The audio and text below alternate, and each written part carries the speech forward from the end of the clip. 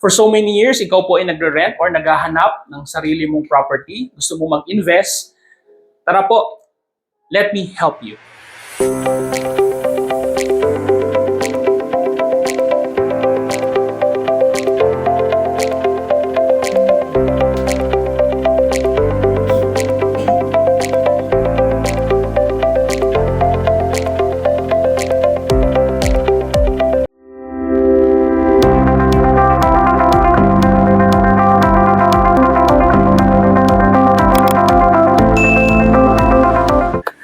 Great day, fellow investors. This is Jexapor Santos of Cavite Properties, your real estate salesperson of Lancaster New City since 2014.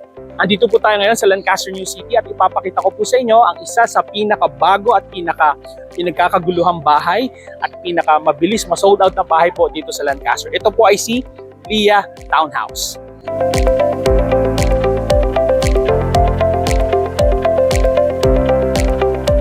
Si Lia po ay merong 50 square meters lot area.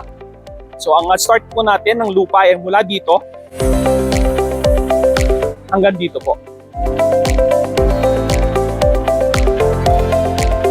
As you can see po sa unahan, yung inyong facade, meron po kayong space na pwede nyong gawing garden. And also, kasama na po dito, meron siyang parking lot. Good for one car garage. If ever naman po available corner and unit, we have excess lot po dito. Approximately, this one estimated would be 70 to 80 square meters. So if ever po na gusto nyo na mas malaki yung lote, pwede po tayo maghanap ng end unit and corner unit. But very limited lang po ang available units na ganon. Tara po, dito tayo.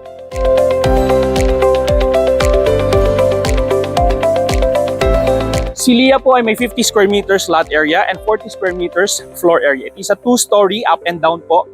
Ang kagandahan po dito, ang kwarto niya po dalawa nasa taas, meron pong CR dalawa, and sa loob po may living and dining area. Tara po, pasok tayo. This unit po, kung makikita nyo, is a dressed up unit.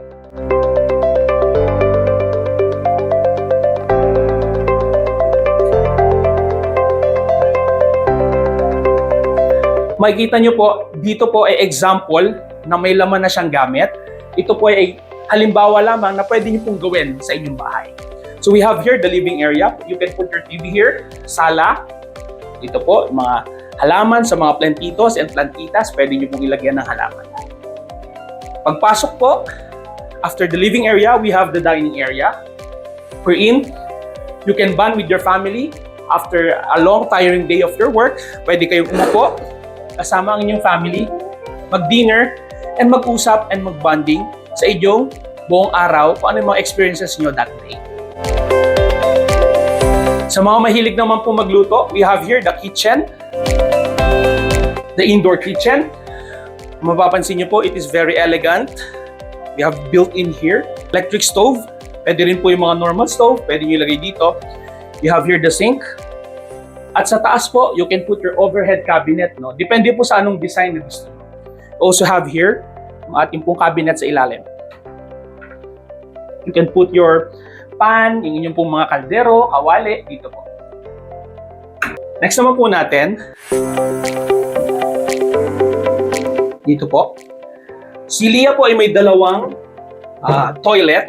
Isa po sa baba, isa sa taas. So dito po, wherein pwede nyo po kung may guest kayo, hindi na kailangan umakyat sa taas para gumamit ng CR, pwede na po sila dito.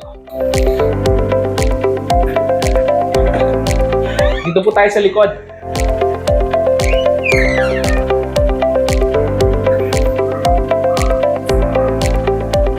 So at the back, meron po kayong service area. Ito po ay pwede nyong gawing laundry area. Pwede pong dirty kitchen if ever gusto nyo po na if ever ayaw nyo pong gamitin yung kitchen nyo doon, medyo madumi magluto, dito po pwede sa labas. And pwede rin po dito sampayan if ever. Luwag po yung space natin sa likod. Kung papansin niyo. So, kasyang-kasya po, isang dipa. Yan, maluwag po siya.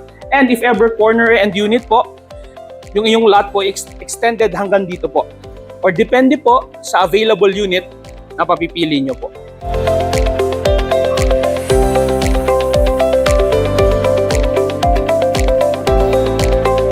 Tara po, balik tayo sa loob.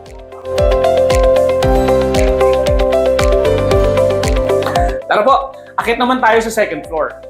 As you can see, ang atin pong stairs ay hindi po gawa sa bakal. Ito po ay concrete, buhos.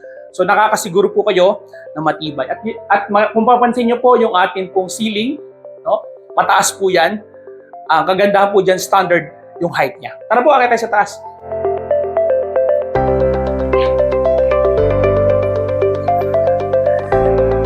Nakita nyo po, ito po yung ating stairs. So pagdating nyo po dito, kita nyo naman po, ito ay naka-tiles. Pwede nyo rin po itong pa-vinyl if you want vinyl. Pero I suggest mas maganda po yung tiles. Tara po, tayo sa taas.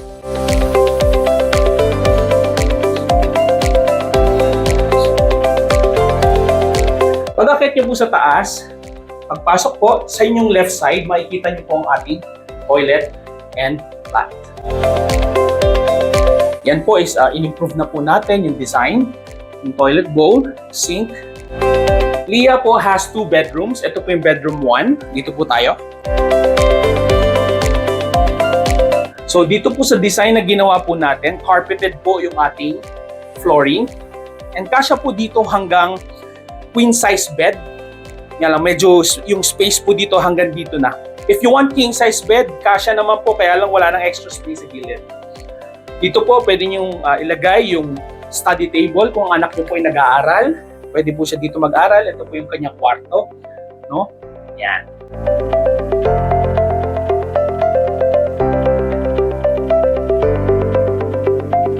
So, ito po yung bedroom 1. Punta naman po tayo sa bedroom 2. Ito po ang ating bedroom 2 or yung tinatawag po nating master bedroom.